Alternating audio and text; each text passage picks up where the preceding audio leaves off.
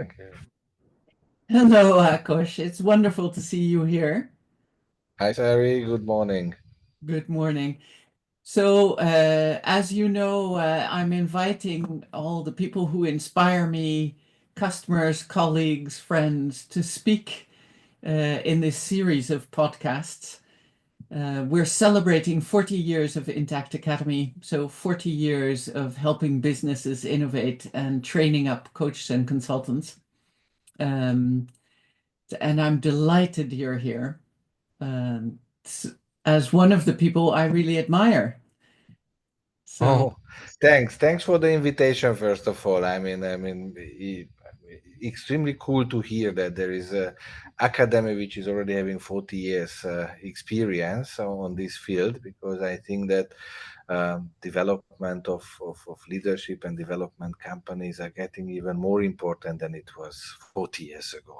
yes, I agree. So, for those of the listeners who don't know you, would you like to introduce yourself? Yeah, thank you. Uh, Ákos Hegedüs, the name, based in Budapest, Hungary currently, and having couple of degrees, and leading a company called Linde in two countries now, Austria and Hungary, and having already 20 years of experience in the gas industry, and international experience, as I was doing business development for East Europe and Middle East. So actually from Czech Republic till Kazakhstan and Saudi Arabia. I was sleeping on the planes to support businesses on business developments. And luckily, in the last 5 6 years, I am back in Budapest, and running the business here, where we have in the two countries roughly 700 employees, and up to, I think, $550 million business, where we have great opportunities, and all the challenges what everyone has currently in Europe. Mm.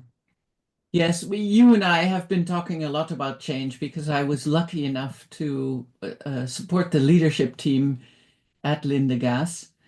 And as you know, one of my pet kind of passions is what do people think about change? Is it even possible?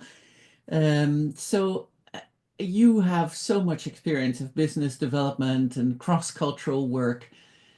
What is preoccupying you now around that theme of change in your company? Well, I mean, when I was nominated to lead the Hungarian organization, it was in November 2020. I was so happy that I will have a job as a managing director, sitting in my big office, and having some meetings, reading the magazines about the economic development. And on the same day, I got a couple of requests about changes, change the organization, focusing on other priorities than before.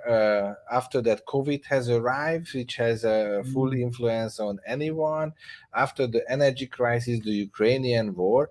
So actually, from November 2020, every day we are going through a change. And of course, in organizations where more or less the processes and the output was stable, change is always coming with fear and uncertainty of the people, that what will happen then.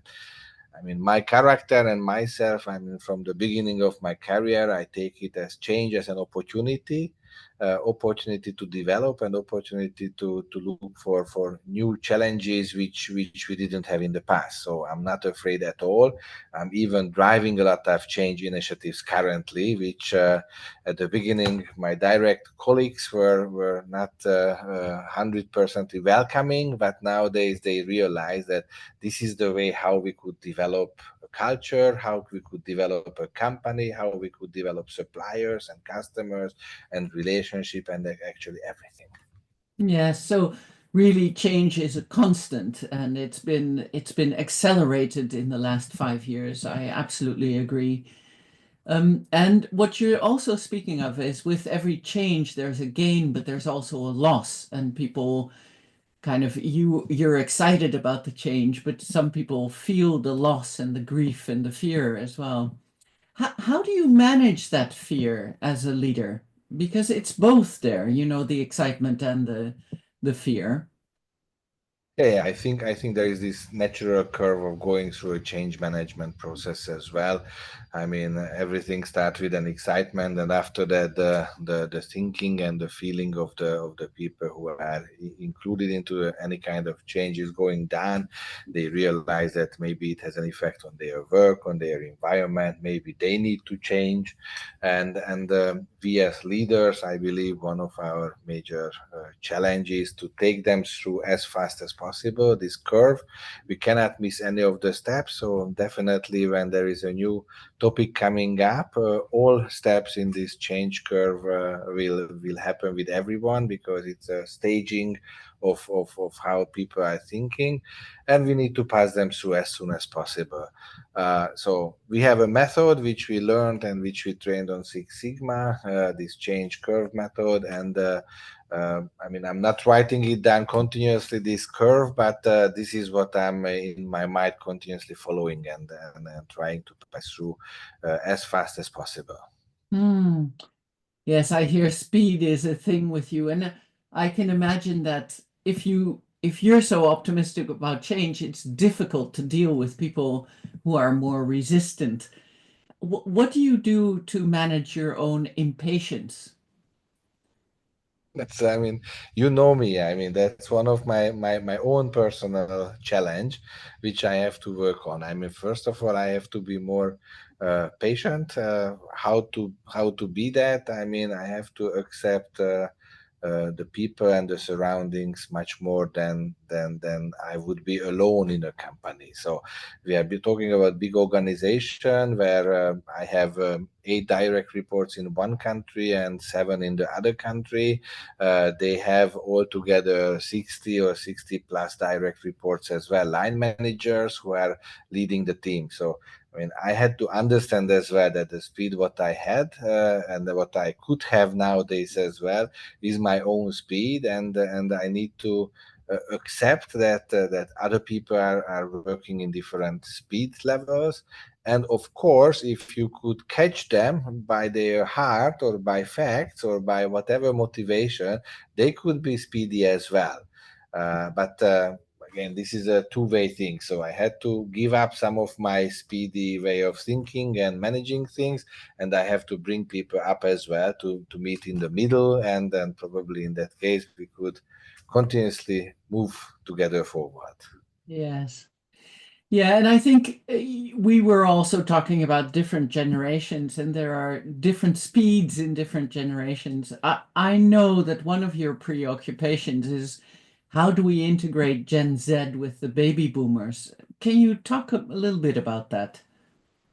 Yes, I mean, I'm part of the Hungarian Management Association as well, and I was quite happy that last year we started a program on this Generation Z and baby boomer integration, let's say like this, because within our companies in these two countries.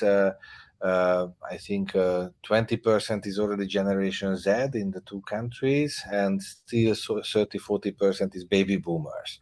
And we have in between everyone. So actually, there are locations where we have 4 generations working together. And this is, I mean, I never expected that that would be so difficult to think about, that how you motivate the different generations. And while the baby boomers appreciate to have their own offices as experts and think about it, Generation Z colleagues do not even want to have an office, because they don't do not even want to come to the offices at all. They want to do Teams meetings, or even chatting, or something like that. So I mean, it's a big challenge, and I think this challenge is not only valid for me or for our company, but in general. And I we agree. have learned a lot in the last year. Actually, we made our own experience, and I have pretty nice stories. Actually, I mean, on how we could, or how I could bring in Generation Z, and how I could integrate them as well into the organization. Can you share some of those success stories with us? Yes, maybe I could share a serious one and a little bit funnier one, but both Yes. of them are really delivering the expected result as well. So we had a big project, an investment project, couple of million euro investment, where the sales development person was a Generation Z colleague, and the project execution manager was or is a baby boomer close to retirement. And of course, the sales guy has sold everything to the customer, has signed the contract, and after the project execution team should take over and execute the project, which is a 12 months project or something like that. So at the beginning, the two colleagues were not even talking to each other because the sales guy told that I have done my work, you have to do your work now. And the other guy told that, okay, you haven't done anything, you just signed a contract, and this will not work. So first we put them together in one team, and we didn't define who is the team leader. We just told that you need to work in a team. Of course, they had their constructive clashes and fights during the discussions, but a couple of weeks later, both of them approached me that how good is the other person, and they didn't know Oh, that. And as they were having their, let's say, normal company clashes in a discussion, so professional discussions, they learned from the others that what are the benefits of the other person and what are the experience of the other person, and they become friends. And yeah. now the project is under execution, and they are talking continuously, helping each other, working together to the customer, working together to the site as well. So it's I mean, pretty simple. Sounds pretty simple to put them together in one team, but the first couple of weeks was difficult for them and for us as well, because it was not constructive at all from outside, but at the end it brings the benefits as well. Yeah. It sounds like if you force interdependence and create dialogue, that's one of the real secrets, you know. Yes, I mean, communication, how we say it. I mean, if we Yeah. communicate, that's always a helpful thing. Not always easy. What's the funny story? Because I think this is also funny, but I understand Yes. what you did. The funny story is that in the building where I'm located, there are a couple of these Generation Z colleagues, and I realized that they are looking for connections. So they want to be connected, and they are not talking to the managing director. They want to talk to Ákos, and I realized that every time when I arrived to the office, they were catching me, and while I was walking up to my office, they were following me and talking to me, and they were talking about business topics, they were talking about politics, whatever, but they were just chatting to me. And once it was pretty strange for me that one of them was even following me to the restroom. And while I was there, he was talking to me, and I told to my assistant that this is. I mean, I understand that they want to be linked to me or linked to the management as well, but this is not okay. So let's find out something. How can we be more connected?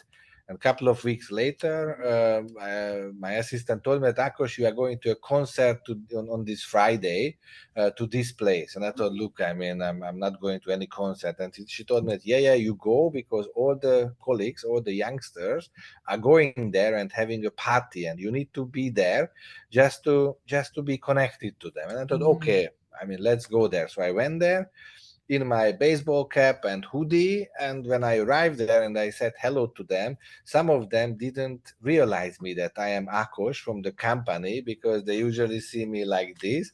So they were taking selfies with me. So like a celeb, I mean, they took some selfies.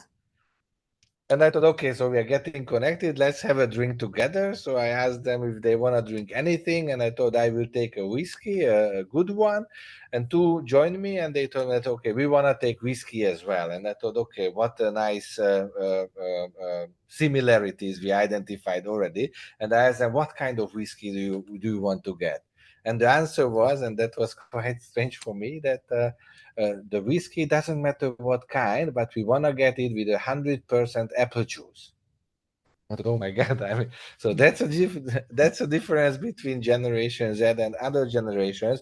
But from that time, we are. I mean, not good friends, but our connection is much Closer. better. They don't follow me to the restroom, but we have this link together, and they know that I am a human being as well. And if they have any question or comments, they could approach me, and we could have discussions on anything. So they were positively surprised as well that the company leader like this would join them on a concert like this. Yeah, it's a beautiful example, Ákos, because I think this communication across differences, this keeping of dialogue is so important, especially in the world today. And it's a big part of our work as leaders to keep that going.